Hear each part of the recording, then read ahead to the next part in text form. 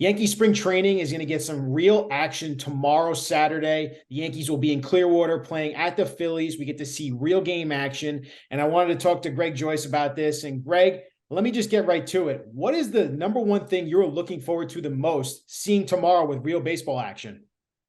Yeah, I think it'll be interesting just to get, the first taste of the new rules that Major League Baseball is incorporating this year. Obviously, the biggest one being the pitch clock. The Yankees, the last 3 days at workouts, have had an umpire behind home plate for their live batting practice just to kind of enforce the pitch clock.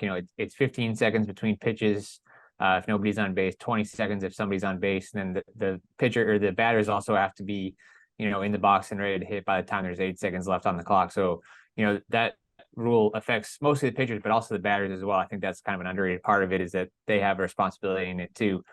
So it's the pitch clock, obviously, restricted shifts, and then the bases are bigger, which could lead to some more action on the base pass. So I think, all those three get their first real taste of it in spring training. It's going to be a big learning environment. I think I definitely think there'll be a few violations tomorrow and next few days ahead, just trying to get all the smooth some things out. As much as they put an emphasis on it in team meetings and on their workouts, it's definitely going to be a different kind of an animal seeing it in a close to a real game as you can get.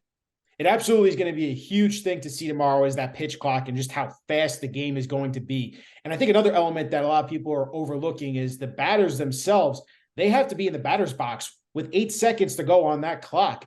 You saw a lot of guys in previous years, they take their time, they unstrap and restrap their gloves, they're checking their bat and everything. How do you see that playing out with some of the Yankees tomorrow?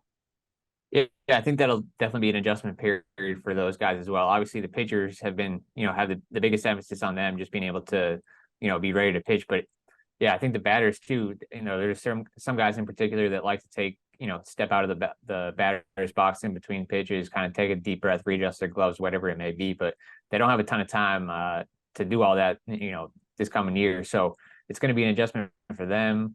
They got to be in the, basically alert and ready to the pitcher by the time there's 8 seconds left. And then the pitcher kind of has the advantage too. If they're ready to go with 8 seconds left, they can run the clock down however long they want. So there's some strategy involved too that I'm sure we'll see play out over the spring.